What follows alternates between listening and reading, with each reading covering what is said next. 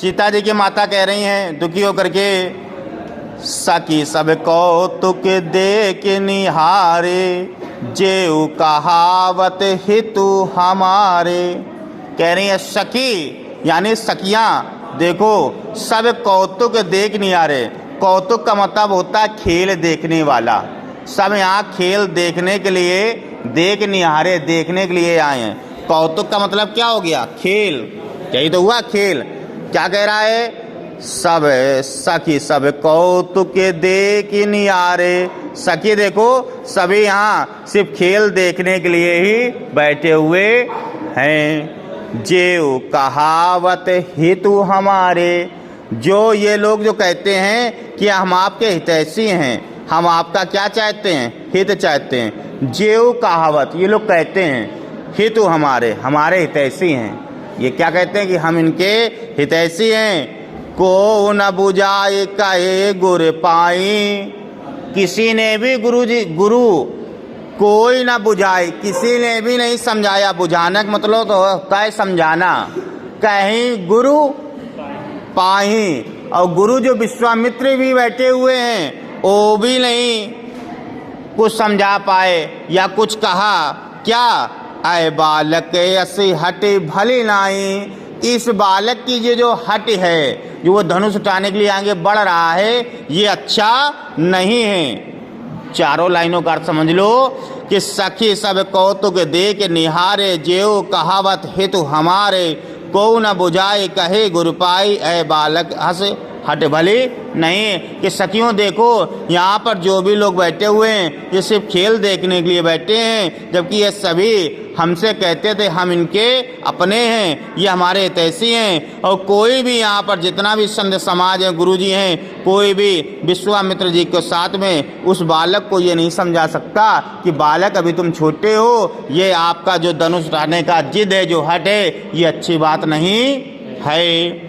रावण बाण सुआ नहीं चापा, हारे सकल भूप करी दापा। रावण जैसे और बाणासुर जैसे, बाण आया है ना, बाण, बाण का मतलब है बाणासुर, बाण, एक बाण भी राक्षस था। रावण और बाण जैसे असुर भी चाप को छुआ तक नहीं, यानी धनुष को स्पर्श तक नहीं किया। यही कह रहा है, रावण बाण छुआ नहीं चापा। रावण और बाण जैसे महाअसुर ने चाप को छुआ तक नहीं, नमस्कार करके वापस चले गए। हारे सकल भूप करी दापा। जितने भी अहंकारी राजा बैठे थे उनका अहंकार टूट गया, यानी वह भी इस धनुष को उठा नहीं पाए। हारे सकल भूप करी दापा। सभी राजा महाराजों अपना अहंकार थे, घमंडी थे, उनका घमंड चूर हो गया, वो भी नहीं उठा पाए। सो धनु राजकुमार कर देही, वही धनुष राजा इस राजकुमार को दिए दे रहे हैं, रामचंद्र जी को दिए दे रहे हैं कि तुम उठाओ। बाल मराल की मंदर ले ही, क्या हंस के छोटे छोटे बच्चे मंद्यांचल पर्वत को उठा सकते हैं? बाल यानी बालक, मराल हंस के लिए प्रयोग किया गया है। मंदर मंद्यांचल पर्वत की बात हो रही है, ले यानी उठाना। क्या हंस के छोटे छोटे बच्चे मंद्यांचल पर्वत ले सकते हैं, उठा सकते हैं? नहीं उठा सकते। अब इन दोनों लाइनों का अर्थ समझ लो कि रावण और बाणासुर जैसे पराक्रमी चाप को छुआ तक नहीं, नमस्कार करके चले गए, और भी महारथी राजा महाराजा का घमंड चूर हो गया। उसी धनुष को इन्होंने इस राजकुमार को दे दिया। अरे सखी, क्या कभी हंस के बच्चे भी मंद्यांचल पर्वत उठा सकते हैं?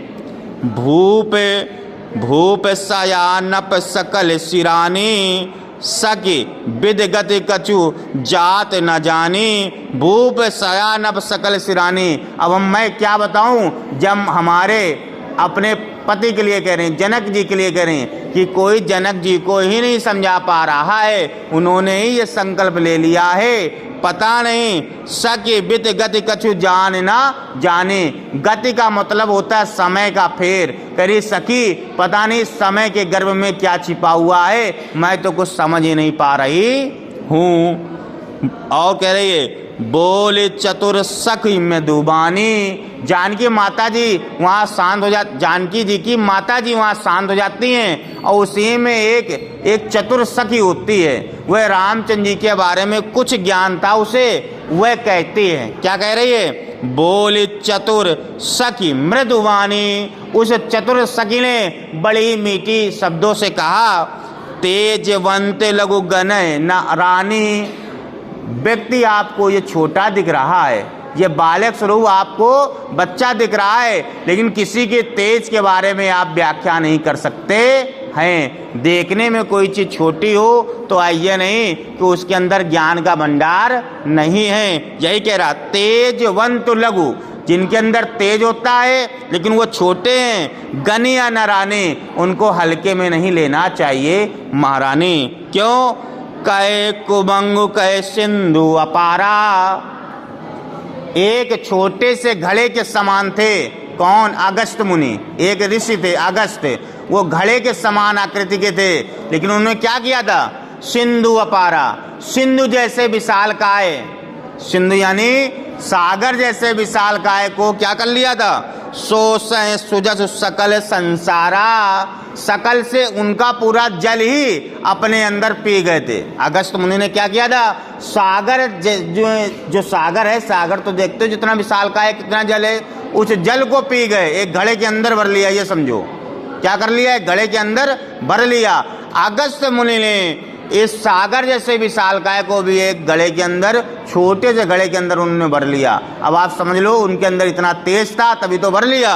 और क्या कह रहे हैं? रवि मंडल देखते लघु लागा। रवि मंडल यानी सूर्य देखने में छोटा लगता है।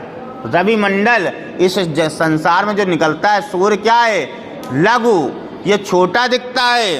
उदय तासु त्रिभुवन तम भागा, लेकिन इसके उदय होते ही तीनों लोगों से, त्रिभुवन यानी तीनों लोगों से अंधकार नष्ट हो जाता है। क्या हो जाता है? अंधकार नष्ट हो जाता है।